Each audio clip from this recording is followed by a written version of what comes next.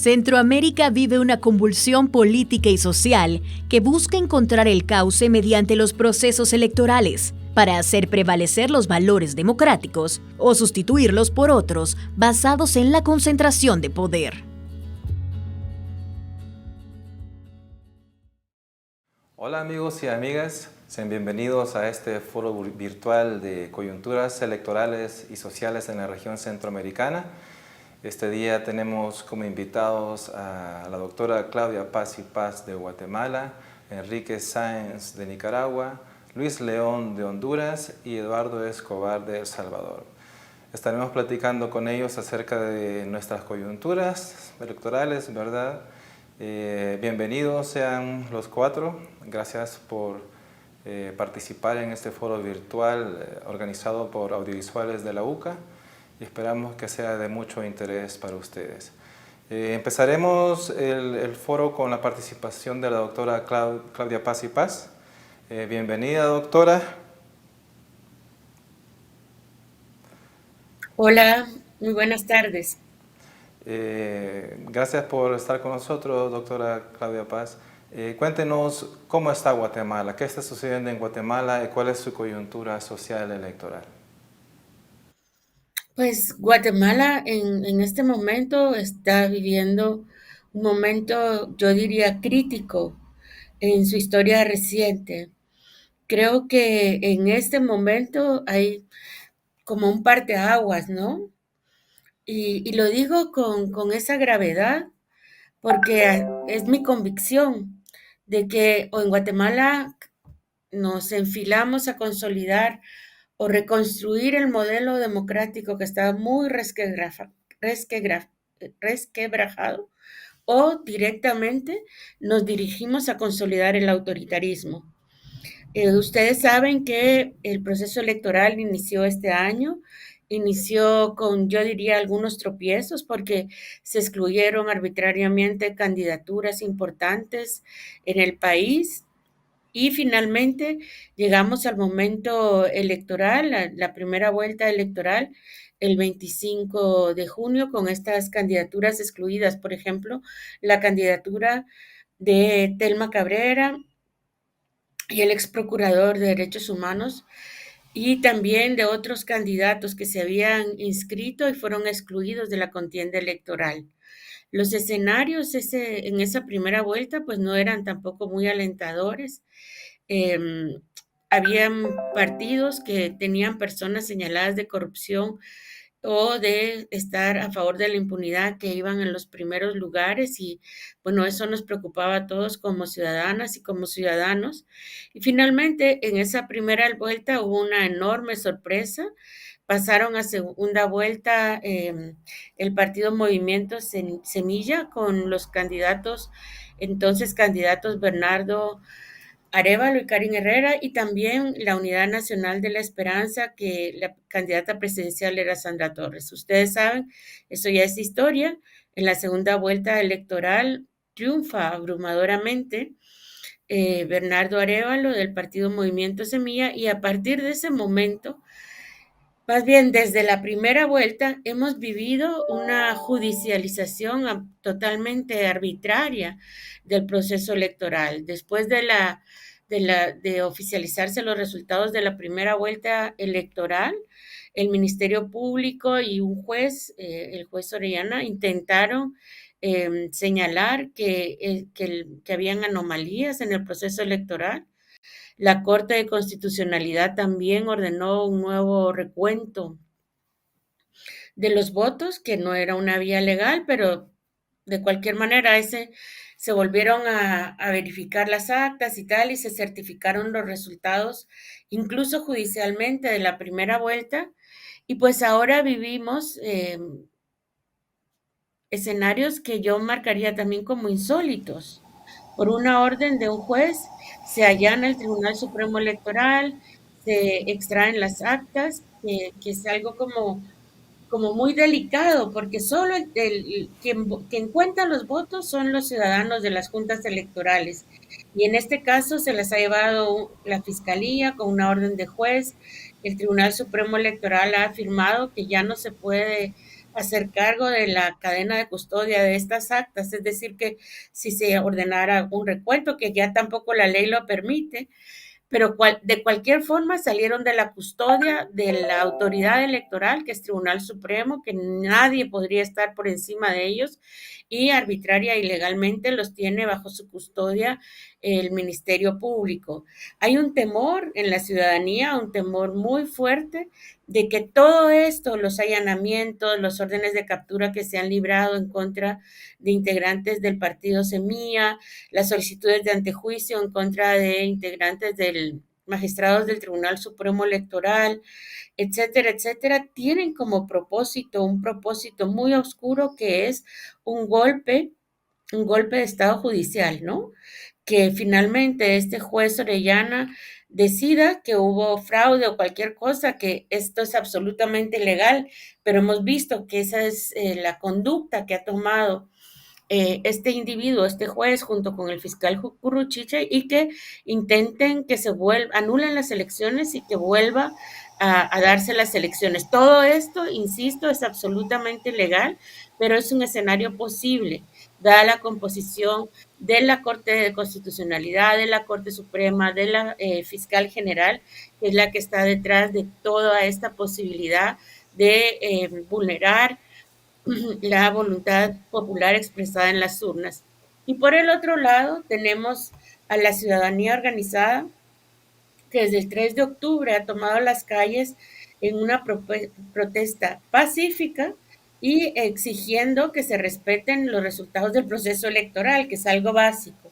Y la renuncia precisamente de la fiscal general Consuelo Porras, que también ha sido incorporada en la lista Engels de Estados Unidos por ser una actora pro corrupción y pro impunidad, del fiscal Curruchiche, que es quien lleva bajo su mando se han realizado estas investigaciones, y del juez que ha librado todas estas órdenes que son contrarias a la ley electoral y de partidos políticos y a la misma constitución. Ese es el escenario que tenemos en este momento, o se consolida esta corriente que son miles de personas en las calles exigiendo que se respete la voluntad popular expresada en las urnas, o se consolida esta otra, esperemos que no, que pretende llevar a cabo este golpe judicial.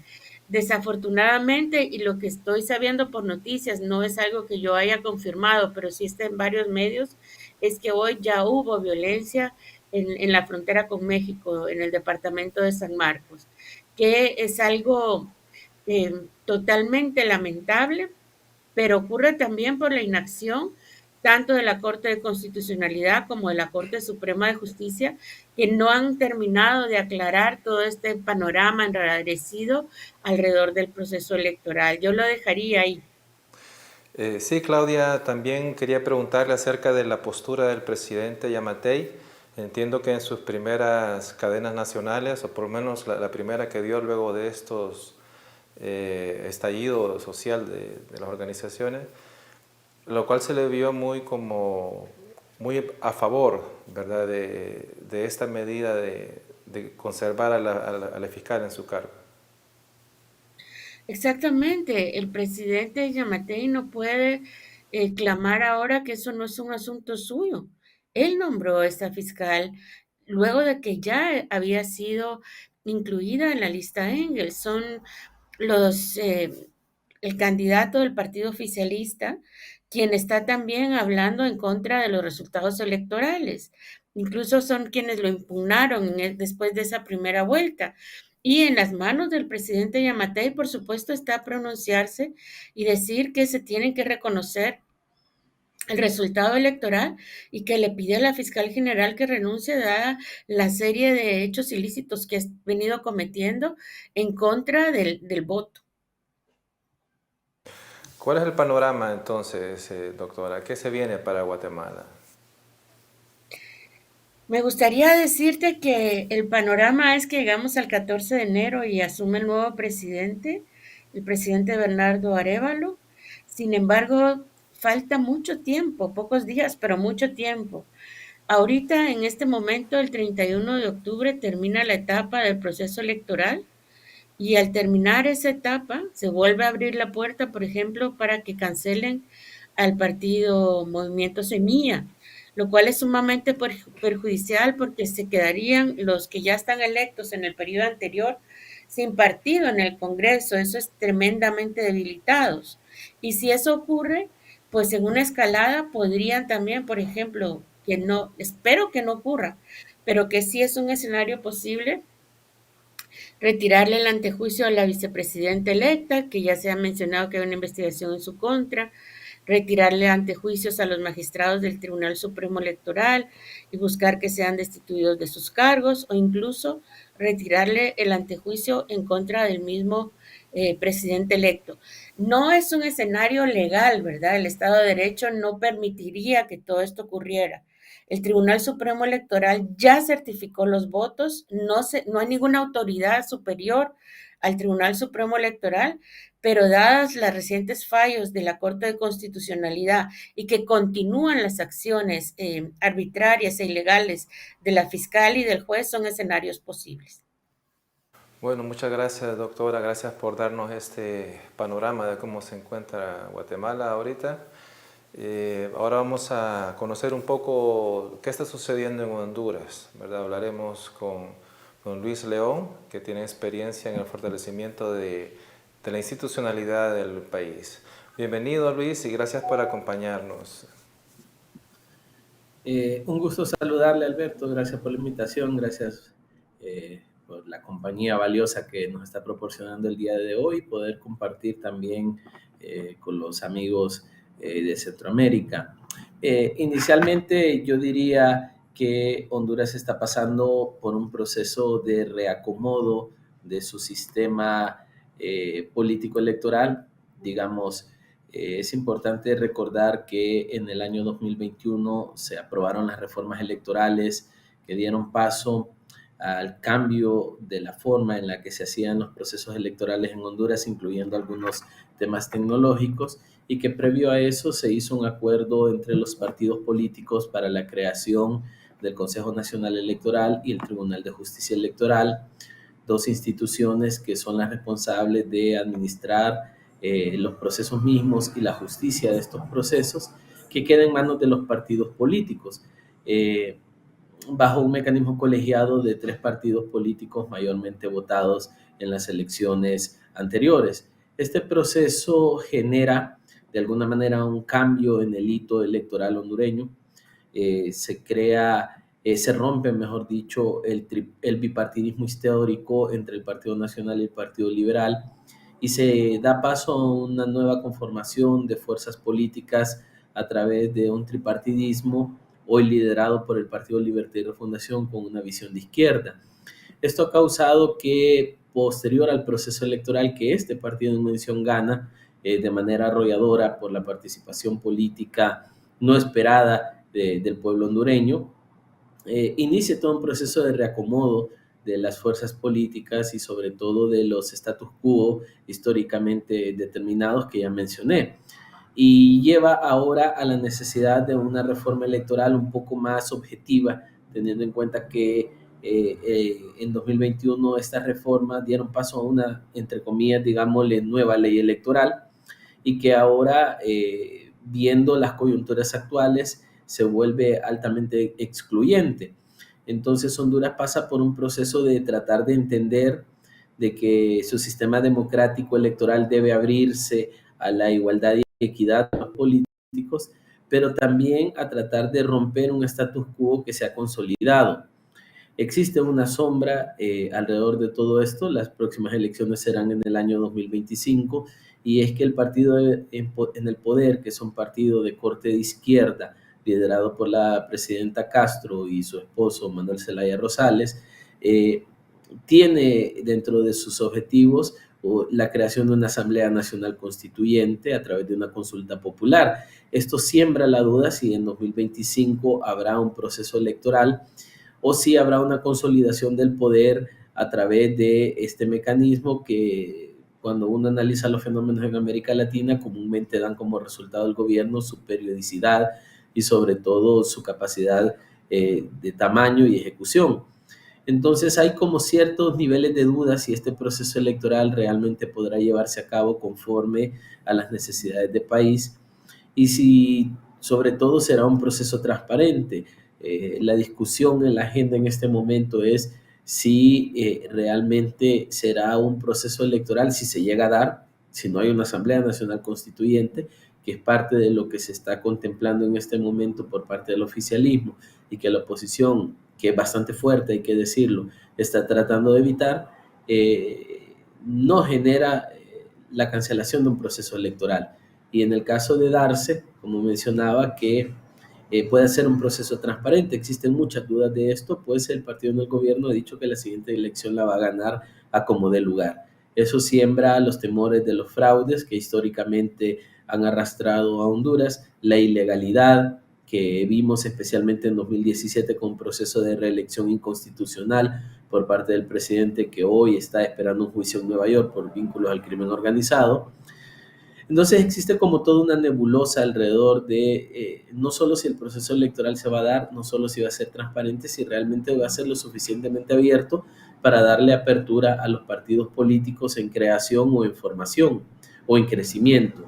En ese sentido, no existe la confianza total de que la democracia hondureña puede garantizar el relevo del poder, la alternabilidad del poder, teniendo en cuenta que instituciones garantes según nuestra Constitución, como las Fuerzas Armadas, se han politizado y están al servicio del partido en el poder. Entonces existe como mucha duda si los mecanismos democráticos hondureños son capaces de soportar el vendaval que estamos viviendo en este momento, en especial en los desacuerdos políticos. En la actualidad tenemos 45 días de no sesionar en el Congreso Nacional de la República a causa de una elección fallida del fiscal general y el fiscal adjunto, procesos que no se han podido dar por el interés del oficialismo de imponer un fiscal general acorde a sus intereses y por el interés de la oposición, el otrora oficialismo por 12 años vinculado a la corrupción muy fuerte, pero que quiere sostener la protección en algunos actos de corrupción ya conocidos y bastante marcados. Entonces ese estancamiento no genera la posibilidad de que el Congreso Nacional pueda siquiera sesionar y sobre todo que pueda construir una agenda legislativa alrededor de las reformas electorales y la consolidación del sistema electoral hondureño. Entonces existe como una gran duda si Honduras va a poder transitar democráticamente por un camino constitucional o por un camino electoral y sobre todo por un camino de transparencia. La coyuntura electoral en Honduras ahora mismo es una gran nube blanca que no permite ver al otro lado, que existen las presiones por los actores sociales, académicos, empresariales, de que debe asegurarse un proceso electoral en 2025, pero pareciese que no es el interés ahora mismo de los políticos, sino la consolidación del poder. Sí, muchas gracias, Luis. Le quería preguntar acerca de este mecanismo que utilizó el expresidente Juan Orlando Hernández de reelegirse. ¿Podría ser utilizado por la actual presidenta? Mire, Alberto, el mecanismo es ilegal. Digamos, la Constitución de la República, al igual que nuestros países hermanos en Centroamérica, determinan que la única forma de cambiar el periodo de gobierno es a través de una consulta popular y una reforma constitucional como derivado de una positividad de la consulta. No obstante, en 2017 el presidente Hernández lo que generó fue una resolución por parte de la Sala Constitucional de la Corte Suprema de Justicia declarándole la reelección inconstitucional porque consideraba que violaba el derecho humano de elegir y ser electo. Ese mecanismo que no es el determinado por la Constitución, pero que ya se aplicó, generó un segundo periodo de gobierno en Honduras.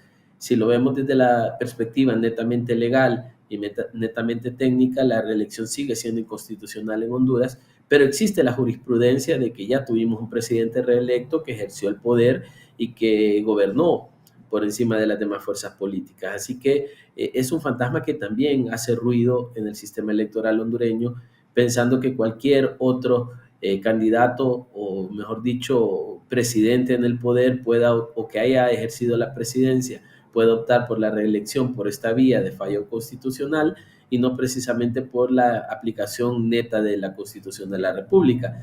Entonces puede ser una posibilidad, que pudiese tener muchos pros, pero más contras, especialmente de todos los sectores que hemos criticado y no hemos estado de acuerdo en este mecanismo de reelección.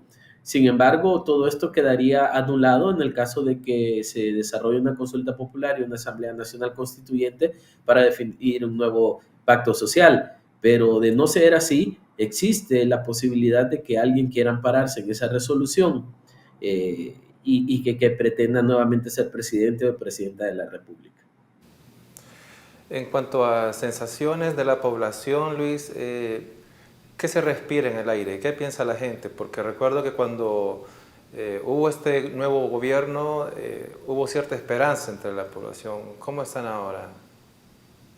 Mira, el cambio de gobierno, Alberto, generó la sensación de positividad en el pueblo hondureño por el cambio o la ruptura del bipartidismo, porque se le daba la oportunidad por primera vez a un partido que nunca había gobernado, porque tenía una propuesta muy cercana al pueblo.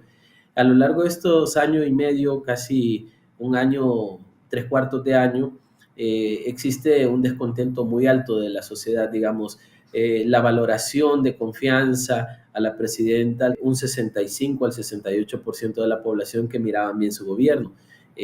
Hoy, este tiempo después, cuenta con una credibilidad del 20 al 25% de la población, lo que ha generado es una caída abrupta de la confianza hacia el actual gobierno, hacia la mandataria misma y hacia el sistema de gobierno, lo que también pudiese ser una variable agravante en caso de que el partido en el poder pretenda instalar una Asamblea Nacional Constituyente, puesto que ya no existe la misma confianza y el mismo arrastre. También es importante mencionar que 8 de cada 10 hondureños no creen en los políticos ni en los partidos políticos, entonces consideraría yo que estamos en una coyuntura de mucho abandono social. También existe una desarticulación, se ha desarticulizado bastante fuerte la sociedad civil, porque muchas de las organizaciones que eran pro cambios hoy han sido absorbidas por el gobierno, hablamos de su recurso humano, hoy son funcionarios públicos, entonces la sociedad civil se encuentra altamente debilitada y la sociedad civil sobreviviente está siendo atacada como sociedad civil que se prestó a la corrupción y el narcotráfico del gobierno anterior. Entonces existe como mucha desconfianza social, existe mucha desánimo en la sociedad, en la clase política, y que puede abrir también la puerta para que exista la posibilidad de que un outsider o un mecanismo de cambio del sistema político entre en Honduras. Así que la población ya no está tan expectante, está más decepcionada, más desesperanzada, teniendo en cuenta que la opción de cambio al final no resultó serlo. Bueno, muchas gracias, Luis. Gracias por darnos el panorama hondureño. Luego retomaremos el tema al final del programa. Ahora quizás continuaremos con Eduardo Escobar, de Acción Ciudadana, con experiencia en incidencia social, transparencia. Bienvenido, Eduardo. Gracias por acompañarnos. ¿Cómo estamos aquí en El Salvador? Gracias por la invitación. Un gusto. Bueno, quiero referirme primero al tema de la coyuntura político-electoral, para luego hablar de tal vez las principales preocupaciones que se tienen por la democracia salvadoreña y un punto final, el sentir de la población. En primer lugar, creo que es importante poner como un punto de partida es que vamos a 3 elecciones, bueno, mejor dicho, a 4 elecciones. En El Salvador se va a elegir presidente de la República, diputados de la Asamblea Legislativa, diputados del Parlacen y miembros de consejos municipales. Entonces se va a una elección general que en este año se da coincidente, porque en el caso salvadoreño no todas las elecciones de presidente se elige Asamblea Legislativa y viceversa. Son elecciones no concurrentes, pero este año el calendario electoral nos marca de que sí se va a hacer esta elección de todas las autoridades. Ese es, digamos, un primer aspecto del contexto. Vamos a elegir todos los funcionarios de elección popular. El otro aspecto que es importante destacar es que esta elección se enmarca en un proceso de captura del Estado y de control casi total del aparato estatal por parte del presidente de la República. Es decir, se han inutilizado los controles interorgánicos, no tenemos contrapesos en este momento y esto significa que el presidente tiene vía libre para gobernar según su criterio. no hay, digamos, independencia judicial. No es que antes hubiese una sana independencia judicial, pero había ciertos límites que en este momento han desaparecido. Todo este control institucional por parte del presidente le ha permitido, entre muchas otras cosas, la reelección, por ejemplo, y que se estén adoptando medidas que son violatorias de derechos humanos, como el régimen de excepción. Entonces, ese es, digamos, el otro aspecto relevante, el control que tiene el presidente. Esto, como decía, genera una serie de situaciones, régimen de excepción, que todos sabemos que si bien se está queriendo atacar un mal que tenemos los salvadoreños, que es la delincuencia de las pandillas, pero lleva aparejado una serie de violaciones a derechos fundamentales.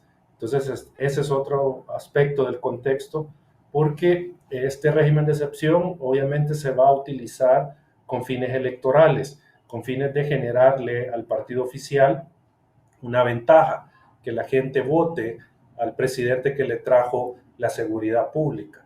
Entonces, es también una herramienta electoral el régimen de excepción.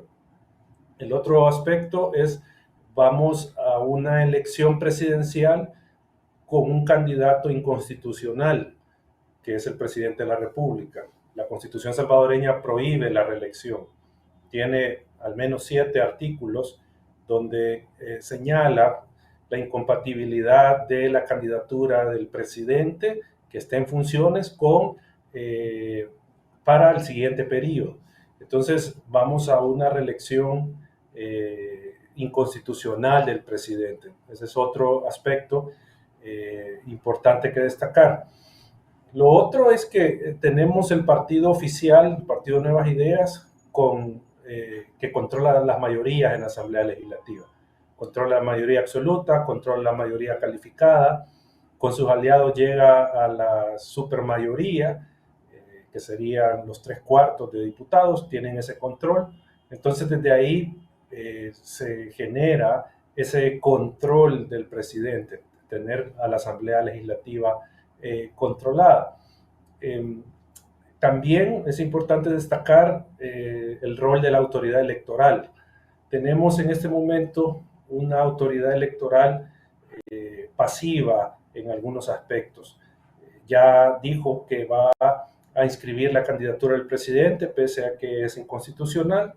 Hay en este momento ya alguna propaganda electoral que se dio antes de la campaña, del inicio oficial de la campaña, y que estamos esperando que la autoridad electoral resuelva algunas denuncias que se le interpusieron o de oficio sancione la campaña ilegal que proviene precisamente del presidente de la República.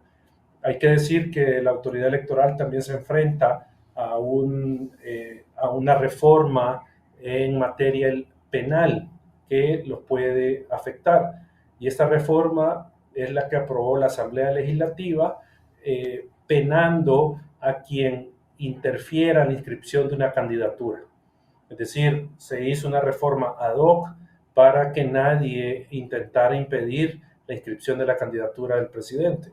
Y si lo hace, pues en este caso los magistrados del Tribunal Supremo Electoral, que son los receptores de esta reforma, pueden verse sometidos a un antejuicio en la Asamblea Legislativa para desaforarlos y luego ser, en este caso, juzgados penalmente. Ese es otro aspecto que creemos importante señalar, porque estamos hablando que la autoridad electoral tiene poco margen de maniobra, aparte que tiene una actitud un tanto pasiva. El otro punto del contexto o de coyuntura política electoral es la reciente reforma que aprobó la Asamblea Legislativa sobre el número de diputados en la Asamblea y el número de consejos municipales. Se dio esta reforma reduciendo el número de diputados y reduciendo el número de consejos municipales.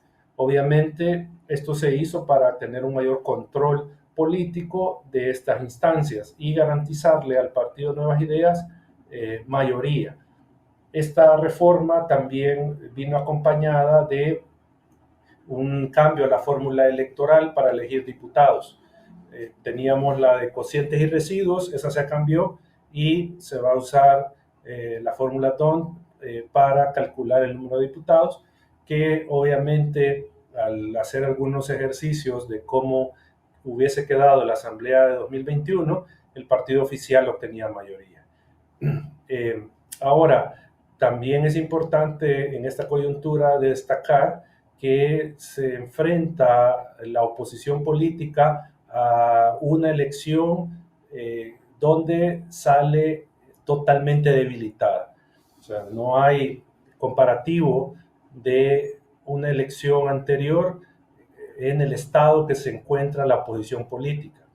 Esta oposición política se enfrenta a la elección debilitada, sin muchos recursos económicos para una campaña, sin liderazgos que atraigan a la gente, sin apoyo de la población y hasta donde se logra ver, pues sin una respuesta contundente que solucione los problemas de la gente. Entonces va una oposición a la elección sin mayor expectativa, se puede decir desde afuera, a competir en estas 4 elecciones. Ya para cerrar, por el tema de tiempo, solo quiero decir 2 cosas. Este panorama, esta coyuntura, lo que nos muestra es una elección 2024 ya manipulada.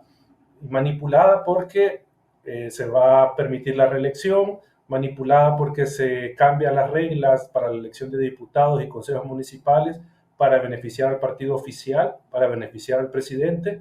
Se tiene mayormente maniatado la autoridad electoral para tener independencia a la hora de administrar justicia y en este caso organizar la elección. Entonces esto lo que nos lleva a plantear es que las elecciones en El Salvador, al menos las de 2024, dejan de ser unas elecciones con integridad y tampoco van a ser el medio para el cambio de autoridades. O sea, la renovación de autoridades ya no es posible, al menos en 2024, con el actual sistema electoral y la actual coyuntura que les he planteado. Me quedo por acá esperando alguna pregunta para ampliar sobre algún tema. Sí, gracias Eduardo. Son 2 preguntas que quisiera plantearle. Primero, quizás un análisis político de qué sucedió con los 2 partidos mayoritarios, Arena y FMLN, que eran antes.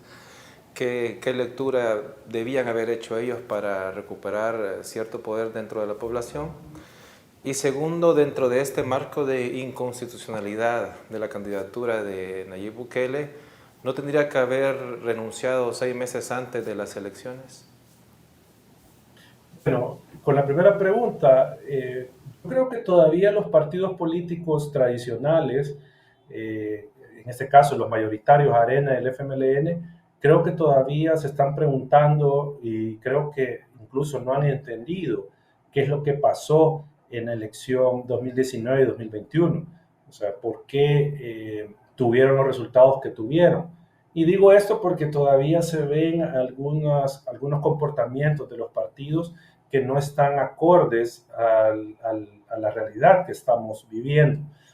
Ya en 2017, una encuesta de la UCA mostraba que el 70-80% de la población no quería que continuara en el gobierno del FMLN y otro 80% tampoco quería que regresara Arena. Es decir, había un rechazo muy grande contra los partidos políticos. Entonces, eso es explicable porque la población en su momento cifró esperanzas en cada uno de estos partidos para solucionar los problemas del país y le fallaron. E incluso tuvieron algunos actos de corrupción que fueron muy graves y que eso dañó su imagen ante la opinión pública, que ya no se recuperó. Entonces, digamos, ahí se combina un rechazo ciudadano a estos partidos porque le fallaron, pero también hay que tener en mente que hay otro elemento psicosocial, si le queremos decir, de por medio, que está haciendo que la gente esté apoyando casi a ciegas al gobierno y que no cuestione nada, prácticamente nada de lo que hace. Entonces, yo creería que por ahí va el asunto, un tema de rechazo al pasado y en este caso voy a decirlo de esta manera, una vivencia mesiánica en El Salvador apoyando a este líder que los está, entre comillas, llevando por la senda del desarrollo. Eso con la primera pregunta. Con la segunda, brevemente, eh, es que ese tema de la renuncia y no haber ejercido el cargo 6 meses antes de la elección o del periodo que se va, del nuevo periodo, solo aplica para las personas que tienen habilitada la candidatura. Es decir, esos 6 meses no le aplican al presidente, porque él ya ejerció más de 6 meses consecutivos la presidencia. Es decir, esa salvedad de que alguien que no hubiese ejercido la presidencia por más de 6 meses antes del nuevo periodo, le aplica al vicepresidente, le aplica a designados de la presidencia o a alguien que la asamblea hubiese designado, pero no le aplica al presidente de la república, porque no está permitida la reelección precisamente, y el hecho de que él ya haya ejercido 4 años y medio la presidencia lo inhabilita para, digamos, aplicarle esa figura de los 6 meses. Ok, muchas gracias Eduardo por aclararnos esas dudas. Luego vamos a retomar el tema de El Salvador para el cierre. Vamos a hablar ahora entonces con don Enrique Sáenz, quien nos hablará sobre Nicaragua, ¿verdad? ¿Por qué se dice que en la región centroamericana todo, cuando va mal, apunta hacia Nicaragua? Bienvenido, don Enrique, gracias por estar con nosotros. Bueno, muchísimas gracias por la invitación, muchísimas gracias por la oportunidad. Yo quisiera, ante todo, felicitar este tipo de iniciativas. Los centroamericanos enfrentamos problemas muy parecidos, sin embargo, hay muy pocos vasos comunicantes y este tipo de espacios permite contrastar realidades, experiencias y aprendizajes. Ojalá y que pudiera sistematizarse hacia otros temas, la corrupción, el crimen transnacional, muchísimos temas que constituyen desafíos compartidos o comunes. En el caso de Nicaragua, pues es público, lo que tenemos es una dictadura pura y dura. Es lo relevante desde el punto de vista electoral es cuál es el itinerario que siguió Ortega para llegar a esta dictadura pura y dura. La primera afirmación es que precisamente fue el control del aparato electoral la llave maestra que le sirvió a Ortega para ir desmantelando la institucionalidad democrática precaria que existía en el país e instalando su modelo dictatorial.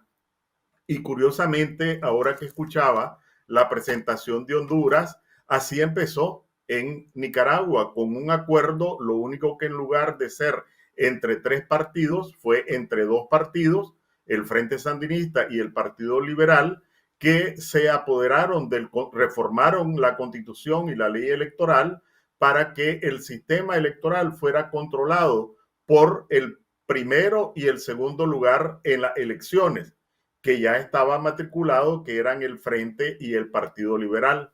Así se configuró el Consejo Supremo Electoral de manera mayoría para los liberales, pero Ortega al final le resultó relativamente cómodo, con recursos de la cooperación petrolera venezolana, comprar a los magistrados liberales, comenzando por el presidente, para asegurarse el control de la cúpula primero y después de toda la estructura electoral. Esta fue la llave maestra porque por la vía del control del sistema electoral pudo fraguar los fraudes electorales. Y aquí llegaría al 2011, cuando produjo el primer fraude. Ya había habido uno en las elecciones municipales del 2008, pero en el 2011 se fraguó, valga la cacofonía, un fraude que permitió a Ortega elegir una mayoría calificada en la Asamblea Nacional.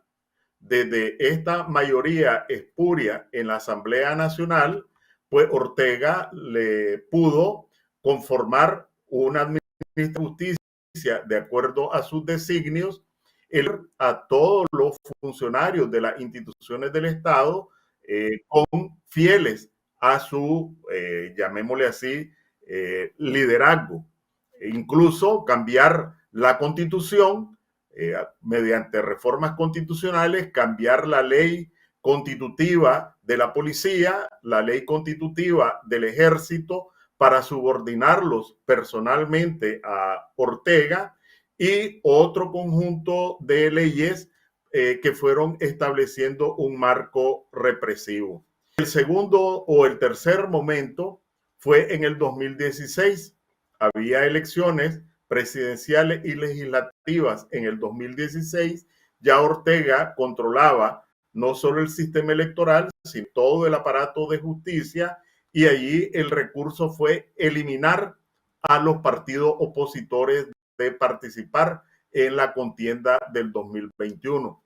Entonces, en el 2021, prácticamente Ortega seleccionó a sus adversarios y decidió cuántos votos iban a tener esos adversarios, que eran partidos construidos, por así decirlo, con la voluntad de Ortega. La siguiente estación fue en el 2021, que había nuevas elecciones. Previo al 2021, Ortega impuso desde la Asamblea un conjunto de leyes, ley de agentes extranjeros para penalizar cualquier tipo de cooperación externa, una reforma a la ley en contra del terror y el lavado de dinero para aniquilar a las organizaciones de sociedad civil, una ley de ciberdelitos para penalizar un Twitter por la vía digital, una reforma penal que autorizaba a tener retenidos sin juicio a una persona por al menos 90 días sin que hubiera juicio. Pero al final, Ortega en el 2021 no se sintió seguro con todo el andamiaje que había construido, y lo que resolvió fue encarcelar a todos los precandidatos opositores y cancelar la personalidad jurídica de los partidos que podían ser sospechosos de albergar alguna de estas candidaturas. Entonces ahí barrió, encarceló y condenó por algunas de estas leyes traidores a la patria, la ley de ciberdelitos, la ley de agentes extranjeros, y lo encarceló a liderazgos políticos, liderazgos sociales y liderazgos empresariales.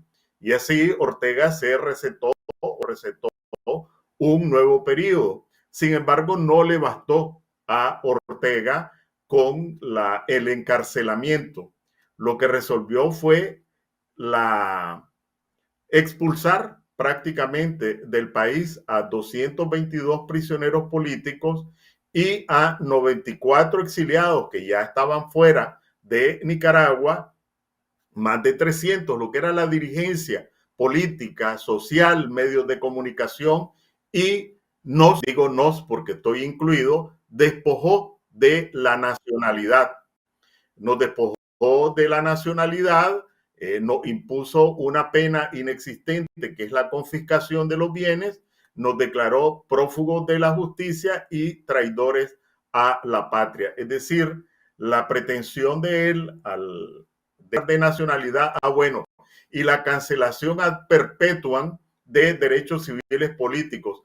Ninguno de estas figuras existe en la legislación nicaragüense, ni la pérdida de nacionalidad, que está expresamente prohibida, ni la confiscación, que está expresamente prohibida. Entonces, una vez que un dictador controla todos los aparatos del Estado, uno tiene que reciclar su concepto de Estado de Derecho y de valor de la ley, porque simplemente deja de tener valor. Entonces, en este momento, la situación es esta.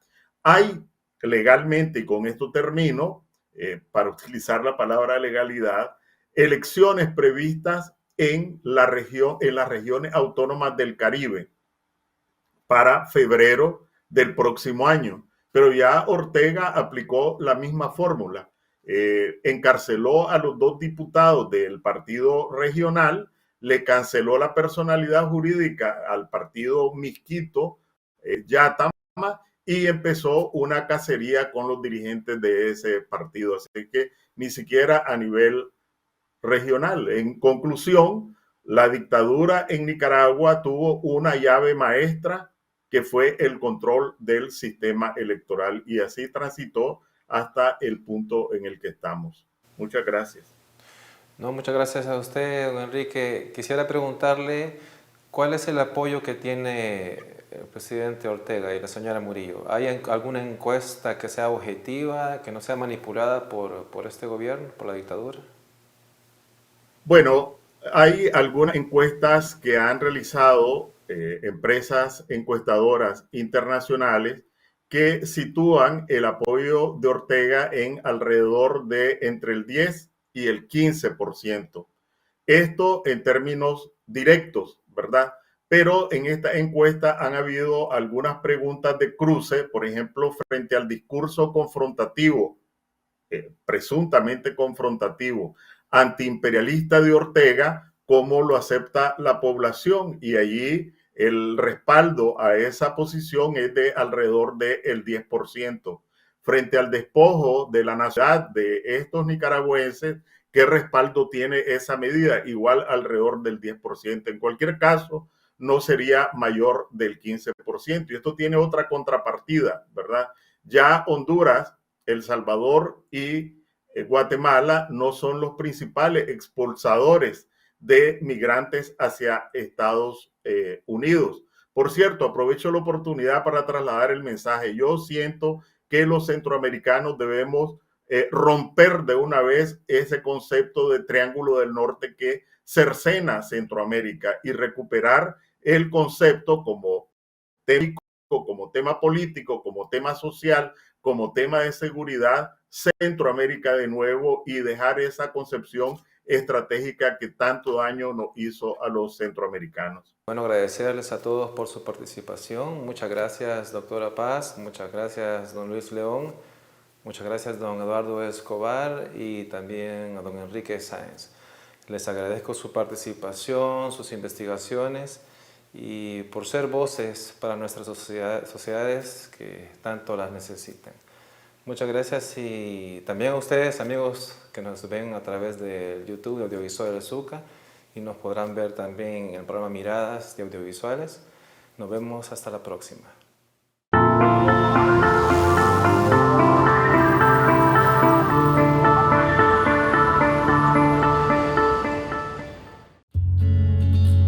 A continuación, el editorial. En el mundo, los gobiernos populistas y autoritarios van en ascenso. Desde el control de las instituciones y la destrucción del Estado de Derecho, mantienen políticas represivas contra las minorías y los opositores. Seducen a la población con su crítica a los partidos y políticos tradicionales y se presentan como los redentores de los países que aspiran a gobernar. Una vez en el poder, muestran serias contradicciones entre lo que dijeron y lo que hacen. Realizan sus proyectos a gran velocidad sin reparar en gastos ni en legalidades. No les gusta que les fiscalicen su trabajo ni el uso de los recursos públicos. Cuando no logran sus objetivos por su incapacidad, hacen culpables de ello a los que gobernaron antes, a la comunidad internacional, a la oposición, a los defensores de los derechos humanos, a los empresarios o a cualquier otro sector social que no esté de su lado. No admiten la crítica y tienden a un nacionalismo fanatizado que se apoya en la fuerza militar y policial. En América Central, el populismo autoritario tropicalizado se está incrustando en varios países. Nicaragua, Honduras, El Salvador y Guatemala son ejemplos de ello, auspiciados por una población frustrada por la dura situación que vive, ávida de cambio y que ve en la autoridad fuerte una esperanza que podrá cambiar su suerte. En una cultura autoritaria y machista como la nuestra, el autoritarismo gusta, porque da la impresión de eficacia. Sin embargo, el modo de gobernar va más allá de la propaganda. No se separa de los vicios del pasado. La lucha contra la pobreza y la injusticia social como fenómeno estructural no es una prioridad en estos gobiernos. La violencia ilegal se combate mediante la violencia legalizada del Estado, sin atender a las causas estructurales del delito. Las promesas son muchas y grandiosas, pero su concreción es lenta. La corrupción aflora y el endeudamiento crece a un ritmo galopante. Exigen fidelidad absoluta tanto a los propios como a los aliados. La cultura del diálogo se sustituye por la burla, el insulto y la intolerancia. La política de los principios y de la búsqueda del bien común se ha cambiado por la propaganda y el espectáculo. Lo que importa es seducir, proyectar una imagen de que todo va bien, que se están produciendo cambios maravillosos y para ello no importa si hay que mentir o manipular la realidad. Pero un día, la ciudadanía que se había encantado con los regímenes autoritarios terminará despertando en el viejo y conocido país de siempre, con las esperanzas rotas y con las mismas opciones: emigrar o aguantar, resignados ante una realidad que no cambia, o dispuestos a jugársela en el delito y la corrupción. Entonces vendrá el llanto y la desesperación.